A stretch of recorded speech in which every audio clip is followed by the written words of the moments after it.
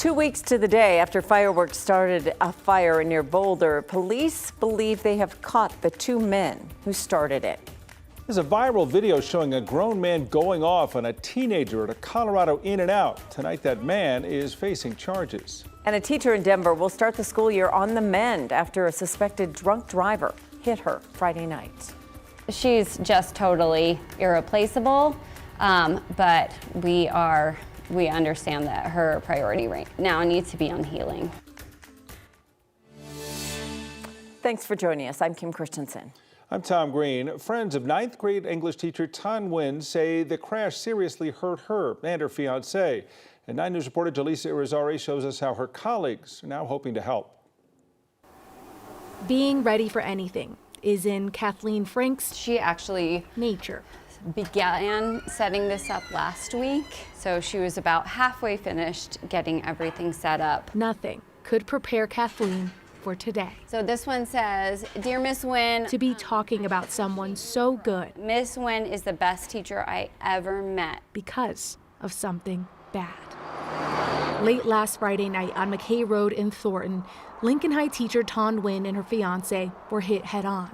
Thornton police suspect the driver that did it was drunk when they crossed over the double line. That driver died. Tan and her fiancé were rushed to the hospital, and that's where she remains. Her friends say she had a spinal injury, broken bones, and some internal bleeding.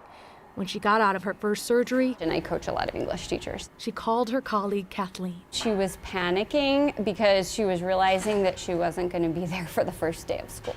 So I said, don't worry, we're going to take care of it. Your primary focus is on healing so you can be healthy again. Kathleen can't heal Tan, but she can help. She started a fundraiser for Tan's medical bills, and while some donate cash, others can only afford a kind gesture. One little boy said he would be waiting to carry her books into the school this year.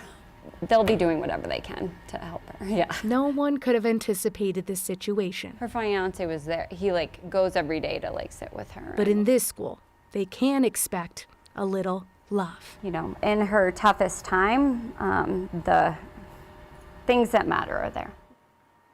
Kathleen says Tan should actually be in spinal surgery right now.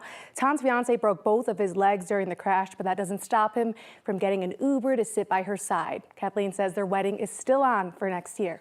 Jaleesa Irizarry, 9 News. They'll be so happy to have her back in the classroom when that happens. Boy, she's beloved, as you can tell. Yeah, I mean, I was looking at some of those cards. They just speak to how loved she is in that classroom and what she is capable of doing to those children and breaking through and really making an impact on them. And now more lessons to share, probably. Thank you, Jaleesa. We now know 2 men have been arrested in connection with what they called the Panorama Point fire. That was in Boulder 2 weeks ago on the 31st of July.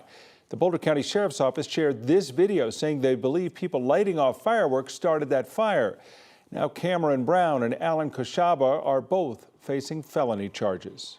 The Boulder County coroner is still trying to identify the person who died in the Stone Canyon fire near Lyons. That fire also started about 2 weeks ago. The coroner's office told us today the remains are so badly burned, it's tough to get a usable DNA sample. They're working to make an identification as soon as possible.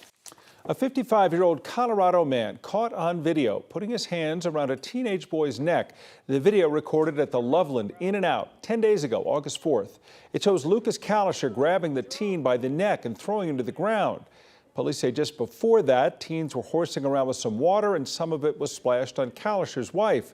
According to witnesses, the teen went to apologize but was then confronted by Kalisher. Now he's been charged with felony assault for strangulation and misdemeanor child abuse. Kalisher was arrested and placed under a $75,000 bond. Denver police arrested a 16-year-old in connection to a shooting near the 16th Street Mall yesterday. 3 people were shot. They're going to be okay. Today we learned 2 of those people were just bystanders. 9 News reporter Lauren Scafidi is live at 16th and Wynkoop where it happened. Lauren? Looks a lot different here now. We saw a window company come by and clean up today. So there are 2 layers of glass here at the Thirsty Lion. You're looking at the inside layer of glass. Held up pretty good, right? But take a look at the outside layer. This is a look at what it looked like after a bullet hit the window frame here with people in the dining room on the other side. A driver caught the moments leading up to the shooting Tuesday at dinner time, 5:30 in the evening. 16th Street Mall is under a $150 million renovation the last 2 years to bring more vibrancy and foot traffic to the area. Downtown Denver Partnership says situations like this really make them reflect on how to keep everyone safe on top of the initiatives that they already have in place.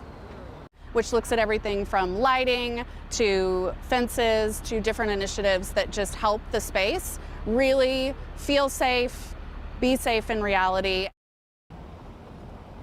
So even through all of this, the Thirsty Lion is open today. People are inside right now eating. Live in Lodo, Lauren Scafidi, 9 News. Let's take a live look outside. We have seen some clouds, but certainly better than it has been over the last couple of days. Yeah, weather impact meteorologist Kathy Sabin joining us now. We're kind of drying out, it feels like. Warmer weather, too. We are. It's a shift in the weather pattern, Kim, and so the severe weather threat is much lower. It's a little bit drier, and the flood threat is lower. But it's not entirely dry, and we're not without heavy downpours from the storms that are on the radar. Temperatures are comfortable, though, with the showers that have moved through down out of the upper 80s into the upper 70s this hour. Winds have been picking up out of the east and northeast, 35, even 40 miles per hour reported out around DIA. We're tracking gusty thunderstorms that will have the chance for a little bit of rain tonight. Most of the activity coming off the foothills into Denver with a brief heavy downpour, a little thunder and lightning. We've got some showers around Georgetown, some heavier storms, Keensburg out to Fort Morgan as they track quickly off to the east. And we'll see this off and on between now and about 9 o'clock. Severe weather threat for us is very low tonight, but how long will it stay that way? I'll have that full forecast coming up in just a bit. Go to Jefferson County where the search for the hero dog Cuddles, that's her right there. They let her owners know that their house had caught fire late last night. This happened just east of Quincy and C470. Now everyone did get out of the burning home okay, but Cuddles is the one who's now missing. West Metro Fire says they searched the remains several times with no luck. Now Cuddles is chipped, so if you happen to find her, a shelter should be able to connect her with her family. A Jeffco deputy is on leave after his patrol canine jumped a fence and bit a boy and his dad in Castle Rock. This happened Sunday. The victims went to the hospital. They're back home tonight. Castle Rock PD is leading that investigation. In addition, the Jeffco Sheriff's Office says it's reviewing the canine's future with the department.